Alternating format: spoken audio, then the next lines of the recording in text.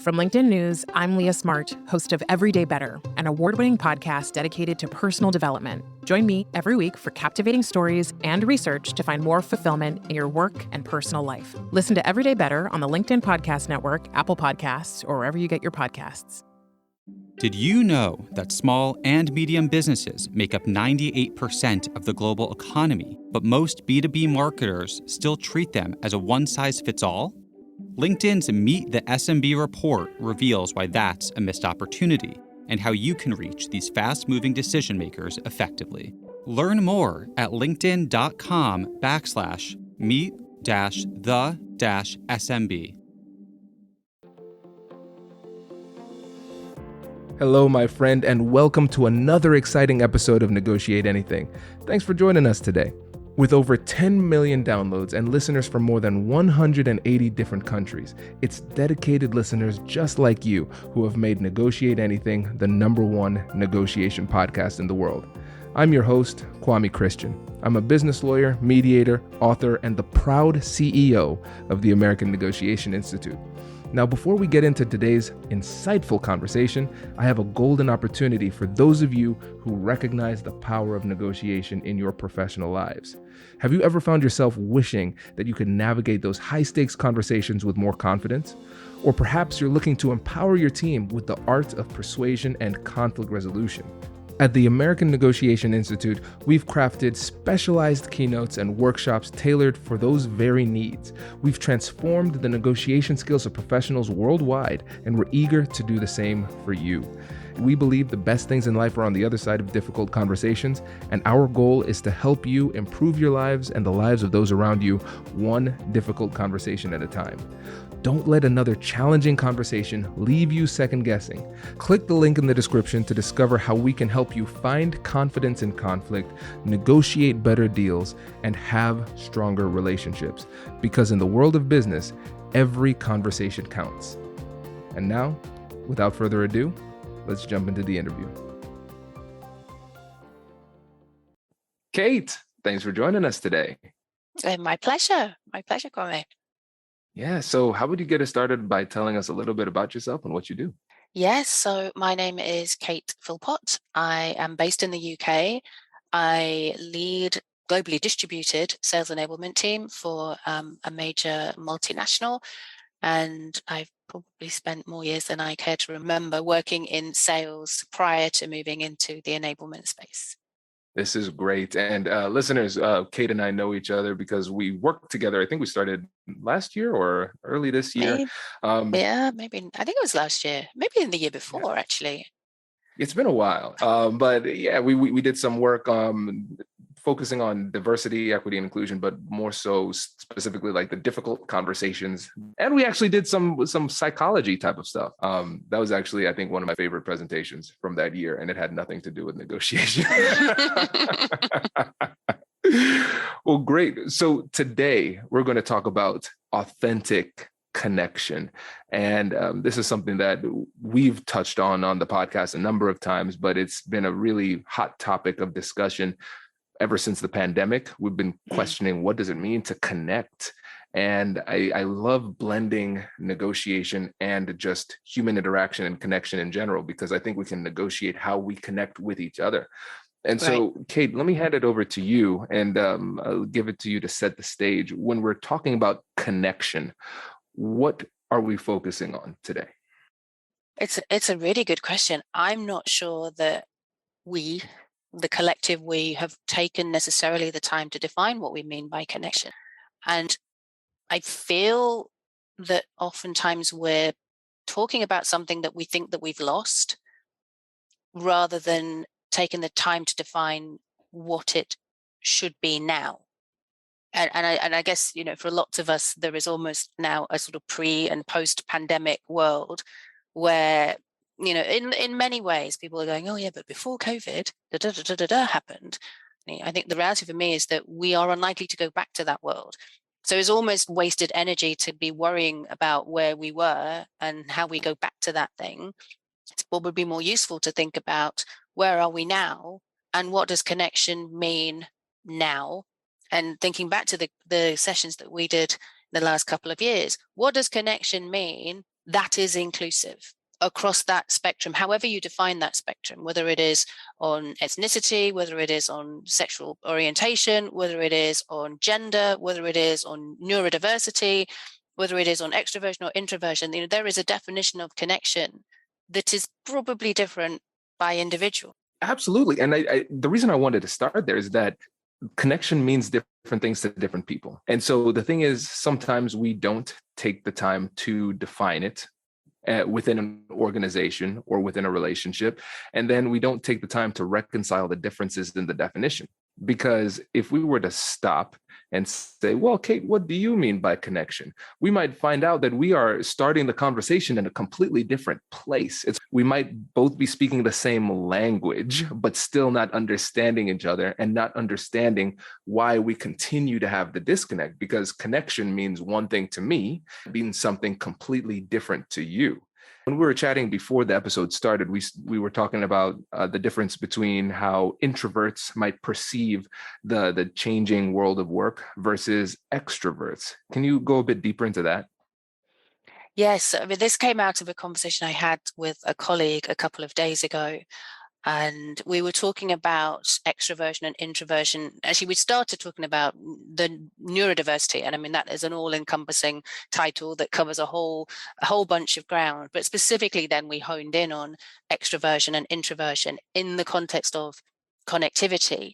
And, I would count myself as being on the introverted side of the scale. I can be extroverted when I need to, but I then need to withdraw to re-energize before I go again. Whereas an extrovert, somebody who takes their energy from being around other people, is all about that. And I think, when you get into the definition of what we mean by connectivity, what I'm hearing a lot is we need to be more connected. And implied in that is, and that means we need to be in the office more often, for example. Whereas, I could talk to somebody who is completely introverted or on the introverted end of the scale who says, please don't make me do that. That is not going to make me happy. That is not going to make me feel like I'm more connected. It's just going to make me really stressed. And I think that it's that kind of understanding of what we each need, and that, that how that then shows up is different. And there's a TED talk I watched a few years ago. I think it was called The Quiet Introverts. I can't remember exactly the title. But I think that the challenge that I think a lot of introverts have is that the extroverts tend to be the ones who are loudest, talk the most, and can influence the way that this conversation and many other conversations go. And I think there's always a risk of assuming that somebody who is introverted doesn't have an opinion or is not thinking. That's so good, Kate. It makes so much sense. I forget which book I was reading. Maybe it was Susan Cain's book on called Quiet on Introversion. And one of the quotes was, the world was essentially created by extroverts for extroverts. When we think about biases, I think a lot of times we focus on protected classes of citizens. So race, gender, those type of things, religion, whatever it happens to be. We don't take the time to think about the fact that bias is really the natural state of the brain. We have different types of biases. Coming to mind right now is the status quo bias. So earlier in the conversation, you said, well, people will talk about how things used to be and kind of long for that. That's called the status quo bias, right? That doesn't necessarily mean that the way things used to be was the right way. It just used to be that way. Now, when we think about redefining what work looks like, to me, I look at this through the lens of negotiation. Mm-hmm. Like you said, we were trying to figure out what each person wants. And the definition we use for negotiation is anytime you're in a conversation and somebody wants something. So really what we're doing here is negotiating the way we want to connect in this new world of work, figure out how we can design our workplaces and the way that we work together in a way that allows people to be authentic and comfortable and operate to the maximum capacity while still respecting the way that other people want to work. And in your experience, where or how do those conversations start? I'm not sure they always do, other than, I mean, if I take a recent example, engagement surveys. So organizations will do an engagement survey and there will be a bunch of questions, and then there's some comments, and again, those who feel a lack are likely to respond less favorably to a question around connection if they perceive that there is something now missing that they used to have when, for example, they were all in an office all of the time. And of course, the challenge now is because, a lot of organizations are working in a hybrid way. So even the world of the office, even the feel of an office is different to the way that it used to be because not everybody is there. And so the extroverts still feel that the office is not the thing that they enjoyed back in the day because they haven't got the same people showing up every day and they don't have that buzz. It's a really great point that you make, though, because for the people who are more introverted, if we go back to introversion, when the office was full to the seams, it was a stressful place to be. It was noisy, it was hard to concentrate, it was draining of energy rather than energizing. And that's the part that I think, to your point, oftentimes we don't reflect upon when we think about the world that I want. And I think just being the challenge, of course, is always it's the quiet people, for whatever reason they are quieter, who then have to push themselves to articulate what they want so they are not imposed upon. Hello, my friends. Before we get back to today's episode, I want to ask you a question. Have you ever wondered how to elevate your team's negotiation game and how you can help the folks on your team have better, difficult conversations? At the American Negotiation Institute, we offer transformative keynotes and workshops tailored to empower professionals with top-tier negotiation and conflict resolution skills. Whether it's a keynote for your next event or hands-on training for your team, we've got you covered. Don't just negotiate. Master the art with the American Negotiation Institute. Click the link in the description to find out more. Elevate, negotiate, and succeed. Small and medium businesses don't have time to waste, and neither do marketers trying to reach them. On LinkedIn, more SMB decision makers are actively looking for new solutions to help them grow, whether it's software or financial services. Our Meet the SMB report breaks down how these businesses buy and what really influences their choices. Learn more at linkedin.com/meet-the-SMB. That's linkedin.com/meet-the-SMB. And that, to go back to negotiation is the challenge. How does an introvert become sufficiently brave to say really what they want, knowing that what they want may well run counter to the perception of a chunk of people who want something else? Yes. So now we have the challenge. Now, what is the solution? How do we, let's say, if we identify as introverts, if we find ourselves in this situation, how do we start those conversations? How do we speak up and advocate? And wait, Kate, before you answer that question, listen, extroverts who might be changing the episode. No, you need to listen because a lot of times extroverts don't have the ability to empathize with introverts because their worlds are so different. So you need to keep on listening so you can be a better colleague, a better partner, and connect better with the introverts around you. Okay, so keep listening quietly. All right. And Back as a build to that, please don't take it personally because this is not about you. And this is the conversation my colleague and I were having the other day. I think oftentimes if you are extroverted, you see the more introverted as being a bit shy, a bit reserved, not so interesting, not interested. None of those things are necessarily true. The people who are more introverted need is a bit of encouragement. As you and I were talking about before, it's not that people are not thinking. It's not that they are not listening. It's not that they're not considering the world around them.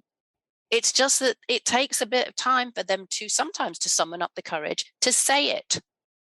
And so if you wanted to be an ally to an introvert as an extrovert, sometimes asking the question is all it takes. What do you think?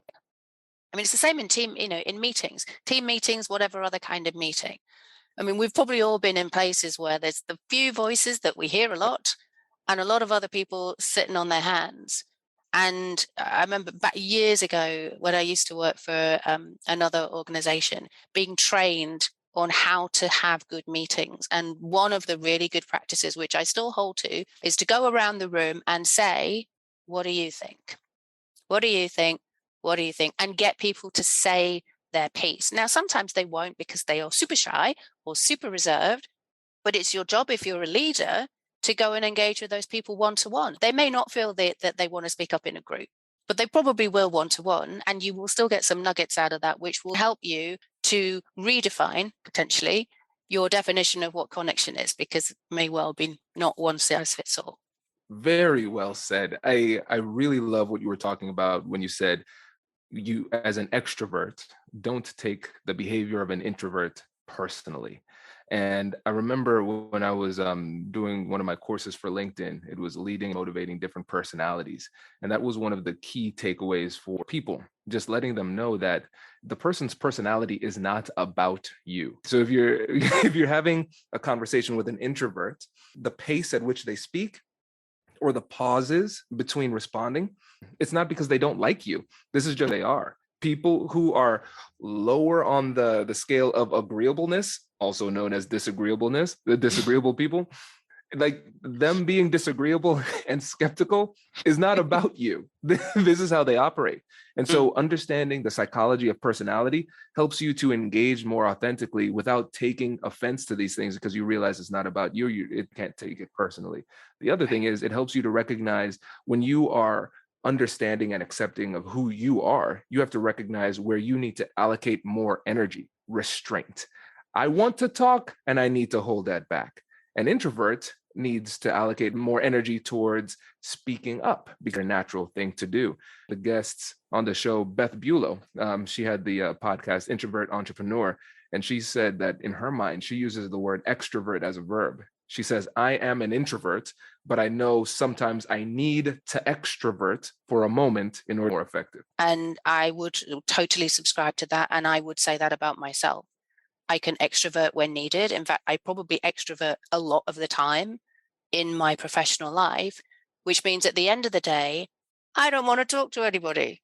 I want to decompress. I want to withdraw. I want to read a book. I want to just stare mindlessly at the TV, because that's how I re-energize. And again, so sometimes you'll hear people say, oh yeah, but we want to, we're going out to socialize. The introverts never come. It might be because they are maxed out, because they've done a day of being extroverted, and that saps the energy. And, if going out as a group is in a massive group and there are, let's say, tens of people, for an introvert, that's one of the least comfortable places that you can be.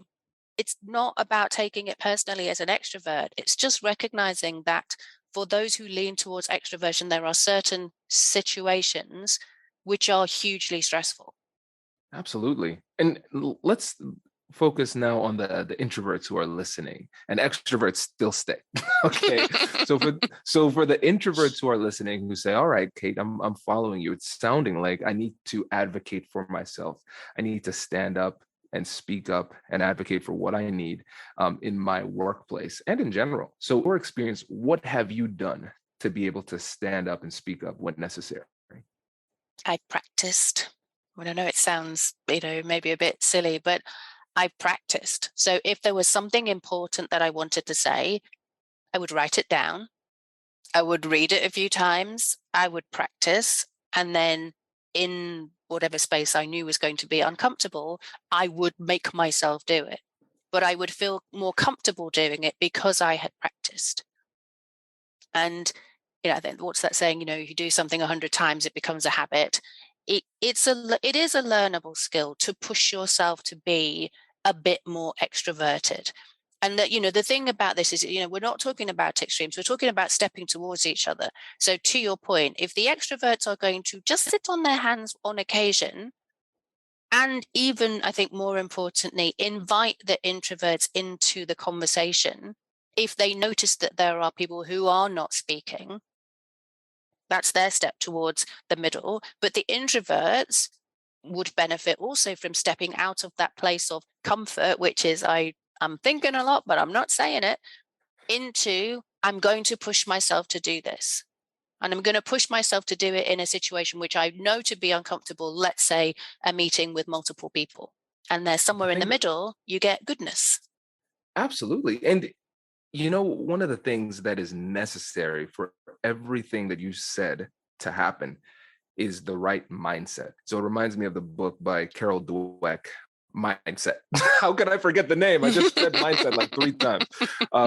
The book called Mindset. And so she distinguishes between two different mindsets, growth mindset and the fixed mindset. So the fixed mindset believes more in talents. So either I have it or I don't. I guess I'm not good at this. I'm doomed to be bad at this forever. But what you're demonstrating is not just the skill set, but also the mindset that facilitates the acquisition of the skill set. Practice makes perfect. I can do this. This isn't my natural state of engagement, but in this moment, what I'm going to do is I'm going to write it out. I'm going to practice it a few times. And so that practicing helps you to perform in that instance, but you're developing the habit of Right. preparing for these conversations, which then creates the habit of engaging more meaningfully in these Exactly. conversations. And so, but you're not Exactly. able to get to that point if you don't have that growth mindset to begin with. So you have to have the intention. And, and if you're sitting in a meeting thinking, for example, they're all talking about something and I don't agree. But the other thing, I remember being told this years ago as a really junior employee, maybe it's helpful to consider it to be your responsibility to share your thoughts, even if they are in disagreement, in order to help a better decision to be made. And I found that really helpful because it took a bit of the responsibility, it took a bit of the personal discomfort away, because I was able to say, okay, so this is in the service of a good decision. So I will make myself speak up because of that. So again, maybe that is also growth mindset. It's certainly a shift of perspective. And I think that's sometimes helpful. Absolutely. It makes so much sense. And now let's say when we're actually in the conversation as an introvert. So you practice the thing that you want to say. Now the person has responded and they want you to engage a little bit more. What are some of the barriers that you still need to overcome in the midst of the conversation? I think it's easy, or maybe it's tempting to assume that because somebody is extroverted, they by definition know what they're talking about, or that they are by definition right because they speak with such conviction. And so it is, there is a danger that you put yourself on the back foot because you go, oh yeah, but look, they've said it so convincingly, they must be right. And so there is a risk of you doubting your own mind, which means that the conversation then is out of balance.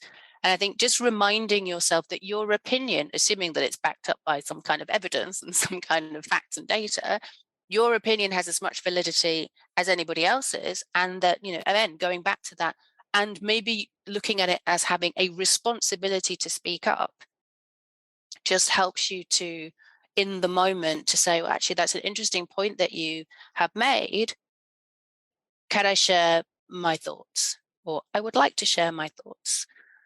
And just, because I find, certainly my personal experience, extroverts are most extroverted people. It's not that they don't listen, it's that they're so keen to speak that sometimes they forget to listen, or they forget to ask questions that get information back. No matter whether it's an extrovert or an introvert, makes people go, interesting point. You are helping to move the conversation forward, and that's as I say, I think looking at that as a responsibility is maybe a helpful lens to look through. Absolutely. Because when you think about things as a responsibility, you recognize that sometimes there are responsibilities that you have that you don't want to do, but you engage in is the right thing to do. Going back to one of the things that you said about the extroverts and how they sound confident, this is a really important point too, because let's go back to the way that the differences between the way that introverts process things and the way that extroverts process things. So introverts process deeply and slowly. Extroverts process out loud and very quickly. And so a lot of times it sounds like they're making very direct and committed points. But really what they're doing is they're thinking out loud. It's almost, at sometimes it feels like your presence is almost incidental to the cognitive process that is occurring in front of you. Yep. And I've recently been in a project with, a big span of personalities. And I was reflecting on this in preparation for our conversation, because I know at a certain point in my career, I would have let the extroverted thinking out loud process keep me quiet. And actually, what I found myself doing at a certain point in the process was saying, I understand that this works for you, because I think, recall, the request or the statement was, let's brainstorm. And I had to say, I get that this works for you, but I am not yet in a position to brainstorm because I am not at that point. I need to go away and have a think. This is the first meeting of a project. I need to go away and think, and then I can come back and offer an input. But I will not be able to be useful if we get into brainstorming right now. And I, as I say, I walked away thinking I would never have said that a few years ago. Yes, this is a win. And I think it shows that for somebody who's listening, who's extroverted, they might think that, oh, well, of course you would say that. Why wouldn't you? Another trait of extroverted people is that they're very assertive. Yeah. Right? That just comes very naturally to them.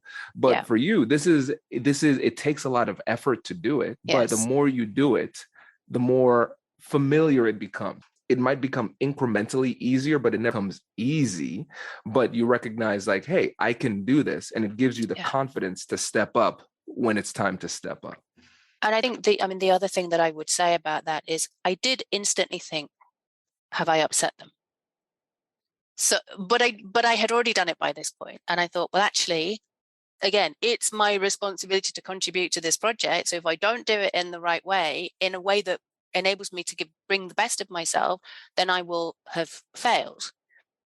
But I did have to check in afterwards and go, just to check. I wasn't intending to tread on your toes. I just needed to, and I think it's about understanding each other. And I think, as you evolve, as people become more confident and maybe more sensitive to the needs of others, to go back to what we were talking about in the sense of connectivity, we learn. I would hope that we would learn. What's that saying that Covey says? Seek first to understand before trying to be understood. So you ask people what works for you before you say, well, here's what works for me. I want to do it this way. And I think if we could all do that in any scenario, we would probably all be a lot more effective.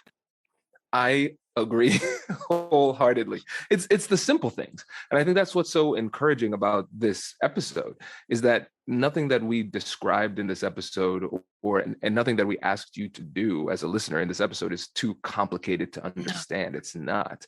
It's just diligent applications of these simple tools. And just because it's simple doesn't mean that it's easy. Right? You still have to put in the work, but it does work. And I think that's really what people can take away from this. And I know we're coming up on time here, Kate, but before you go, I would say, if you were to give one piece of advice or encouragement, a parting piece of wisdom before you go to the introverts in the audience, what would that last thing be? I would say it is absolutely fine to be authentically yourself in any setting, whether that is personal or professional. You don't need to apologize for being a certain way because it's you. The challenge, however, is that we work and operate in a world of difference. And so just as, we've talked about extroverts stepping towards introverts, the reverse is also true. And so challenging yourself as an introvert just to step out of that place of comfort on occasion in the service of whatever it is that you want to achieve, I think it is a learnable skill. And, and I can testify to it being a learnable skill because I have been in that place and I frequently go back to that place. This is so good. Kate, I appreciate it. Thank you for joining us. Can you let the listeners know about how they can get in touch? And Yes, so I am on LinkedIn, Kate Philpot, Philpot, and very happy to connect with anybody who wants to drop me a line. awesome. Thanks again, Kate. Really appreciate it. Absolute pleasure. Congratulations! You've just joined an elite club. By listening to a full episode, you're now officially on the Negotiate Anything team. So welcome aboard. What most team members do is they subscribe to the podcast because that allows them to automatically get the latest episodes of the show. The best things in life lie on the other side of difficult conversations. Keep learning, keep practicing, and keep getting better. Your relationships will improve, your career will soar, and you'll have the confidence you need to get the most out of these crucial conversations. Again, thank you for joining the team. We're excited to have you, and I will see you in the next episode. I'll catch you later.